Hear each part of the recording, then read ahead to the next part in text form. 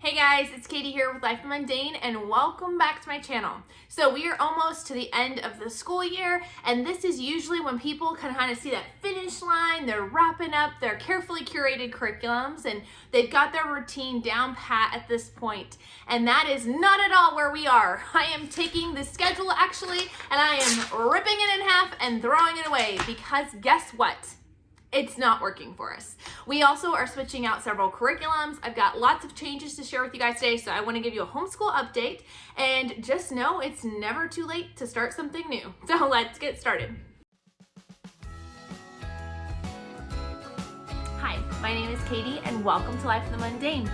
I am second generation homeschool mom of 6 beautiful kiddos, and on this channel we talk all things resources. I love to share with you resources that are going to help you in your homeschooling and help encourage you in your biblical parenting and how you can utilize those to their fullest potential so that you can make the most of the little moments. So first, let's start with the changes in our schedule. We have had a carefully curated schedule for the school year. We've had to make a few tweaks and adjustments, but for the most part, we fell into a really good rhythm.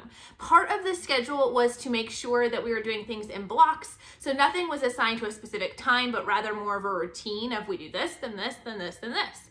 But that quickly started to unravel in our homeschool this semester because we had several different new factors. One, we added in my son's reading curriculum. You guys can check out the update that I did on announcing that we were switching out his curriculum up in the iCards and down in the description below. I will also be doing a totally separate video just on how that reading curriculum is going with him and the pros and the cons and more information about that program. That'll be coming out next Wednesday, so be sure to subscribe so you don't miss out on that. But we started that curriculum and it requires a lot more of me. It is very hands-on. So I've got more work to do. He's doing something that's more intensive for sure. So that made a kind of our schedule a little wonky. On top of that, my oldest daughter, bless her heart, I love this about her, but it definitely has made the challenge in the scheduling a little bit harder to deal with, is that she has decided that she's just gonna wake up at 6 a.m. every morning and get started on her chores and on her schoolwork. So oftentimes she is done with the bulk of her work that she needs to do outside of our group work before we even start our group work. You might be asking, how is that a problem? I would die for that. Well, I really do love that she's doing this. She's taking on that personal responsibility. She's learning a very important life lesson that you can just buckle down and get your work done, and then you have more time for free time. However, the challenge with this, with our schedule, is that one, she is finishing earlier, which means she is done while the rest of the kids are doing school, which means that maybe sometimes it can be a little bit of a distraction because she is wanting to listen to an audiobook with her brother, or she wants to talk to so-and-so. And so it can kind of sometimes cause a little bit of a few issues there. And then it also has been an issue because she requires my help like earlier in the day. She needs me where normally I would be working, maybe on finishing up my chores in the morning or doing my devotions. She all of a sudden needs my help. And I've carefully curated my schedule such, with having 6 kids and several with special needs, where I have chunks where I'm available to each kid at different points in time. So it's just caused a few little hiccups in the schedule. Along with that, we are actually getting ready to make some more curriculum changes, which will require a little bit more of me in other areas with other kids, and I'll get to that in just a second. So all that to say, we've had to make some pretty drastic shifts to our schedule. Part of that has just been being more flexible. So understanding that if I can help her early on, I'm going to, but also understanding that she may just have to wait till later on in the day for me to be able to help her. Also, because of having to add in several of these new curriculums that do require a little bit more of me, we have had to extend our school day. So before, we were getting done around 1 or 2 o'clock in the afternoon. We are now going till almost 3 or 4 o'clock every afternoon. Now, that being said, not everybody is working on school the entire time.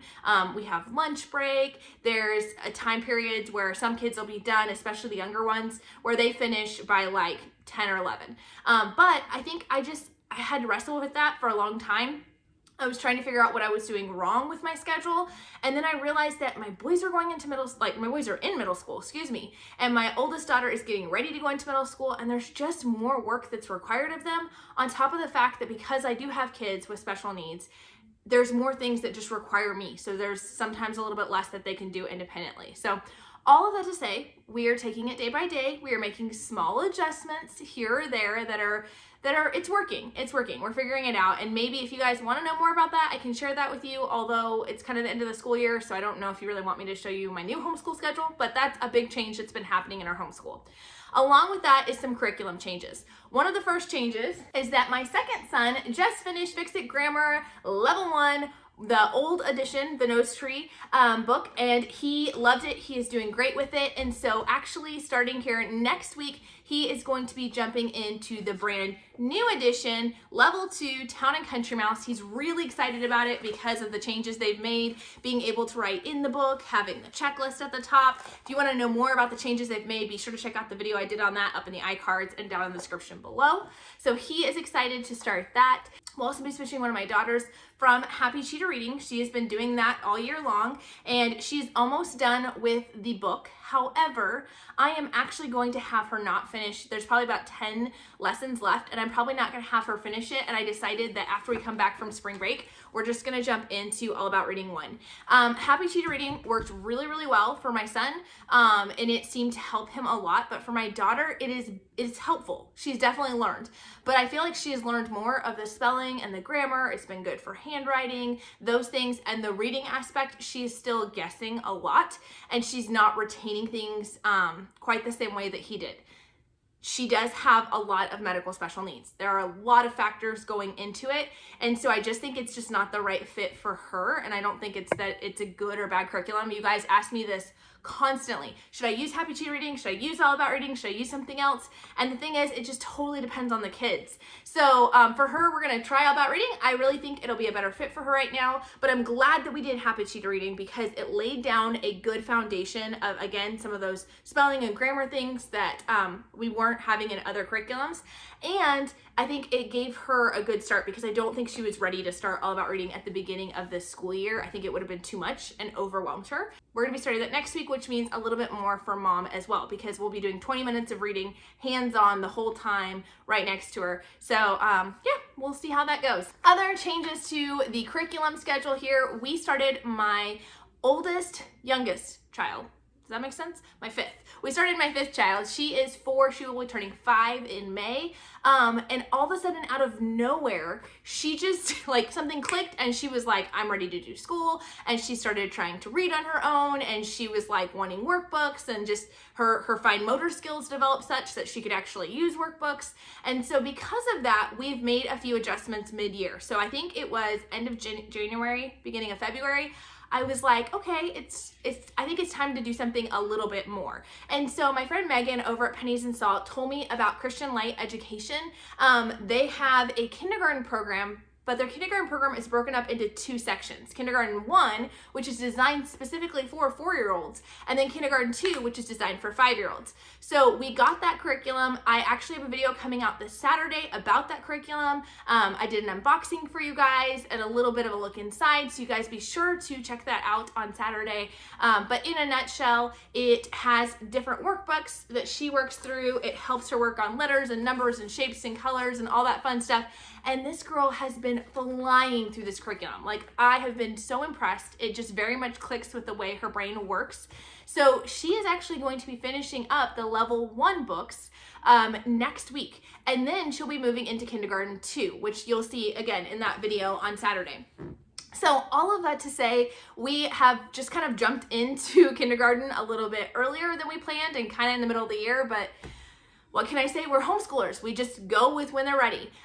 With that being said, my youngest daughter, my 6th daughter, she is 3, going to be turning 4 in June. She has continued using Purely Preschool, and we used our last Purely Preschool unit just a couple weeks ago, which was really sad because it has been such an amazing curriculum. If you guys want to check it out, I will post videos up in the iCards and down the description below where you can see inside of that. But it's not all sad because the creators of Purely Preschool have designed a new curriculum, a new thing that's sort of the next level to Purely Preschool. excuse the cat. And it's called Alphabet Adventures. And it's just kind of taking them to that next level. It gives a few more workbook pages. It still is literature-based, hands-on fun. And it is working more through letter sounds and a little bit of beginning reading skills. So she is actually moving into that and is loving that. She's done about a week of it so far, and then we'll continue on next week after we come back from spring break. So, we just really loved it. I'll be sure to share a review after we've tried a little bit more than just a week, but I'm sure we're gonna love it because we've been using this curriculum for Where'd You Learn That now for her entire school time, and we've just absolutely loved it. So she has moved into that. My oldest daughter has moved into working on some kindergarten work. She will still be doing official kindergarten in the fall.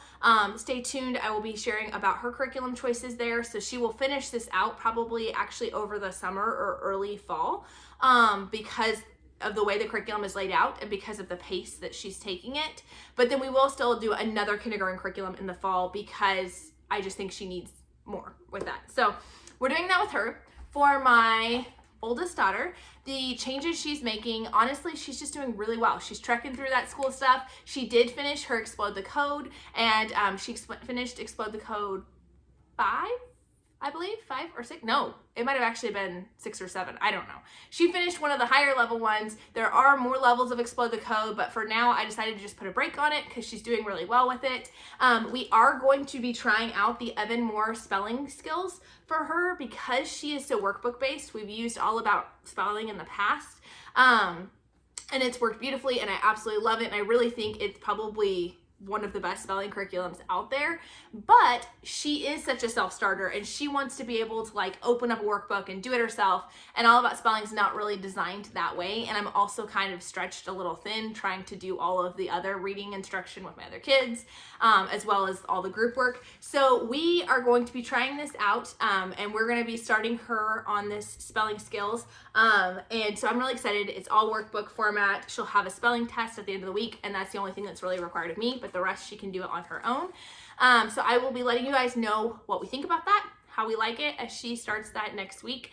So yeah, lots of changes. And you might be wondering, why are we making so many changes at the end of March? Like, Katie, doesn't the school year end in May? But for us, we actually homeschool year round. It looks different in the summer, but we do homeschool year round, and that is to give us that flexibility. That's also part of the reason why my son just finished 6th grade grammar and is moving into a new level. It's just because since we do year round, when we finish one thing, we move into the next thing. So all of that to say, overall, I'm really happy with our curriculum. We are wrapping up Who is God, our Bible curriculum. We are wrapping up our Apology of Science. We are not doing good on history at all, guys. Just being totally transparent there. Our Story of the World, we are super behind schedule, but that's okay because in homeschooling, there's no such thing as behind. At this point, I'm still doing like a lesson or two a week. But what I'm planning to do is we're just trying to finish out our science. We'll be finishing that here within the month. And then we will just go all full blown into history, and we will just do history like May, June, July, August. And then we officially start the school year in September. So we'll end up doing where we're just doing more of an intensive on history, and that's totally fine. Some years are like that. Some years it's more spread out and we alternate between history and science, and it just depends on the year. We just go with the flow on that. So that's where we are with history. We're still loving math. My daughter, my fourth child, she is finishing up book 2 of Horizons Math 1, and my older ones are all using teaching textbooks. They're doing great. Some are on track to finish at the end of May. Some are on track to finish at the end of June, maybe beginning of July. So we just kind of take it at their level and we don't really stress out about it. We will have videos coming out soon about our curriculum choices for next year. I've got a bunch of fun unboxings that you guys get to see kind of a sneak peek into some of the new curriculum. And then also I will be having a kind of what our summer school looks like coming out here in May. So I hope this has been helpful to you guys. My goal in sharing these updates is just to be vulnerable and real, to share with you that we do not have it all figured out, that we are constantly adjusting and tweaking and making changes as we go, and hopefully to be an encouragement to you. Let me know down in the comments if you like these updates, or if you'd rather me not do it next year, just let me know. But overall, I just really hope that it can be an encouragement to you. Do the best you can do. God did not make any mistakes when he made you the homeschool teacher of your children that are in your care. And I just pray that it will be a blessing to you guys, and we'll talk to you soon. Bye.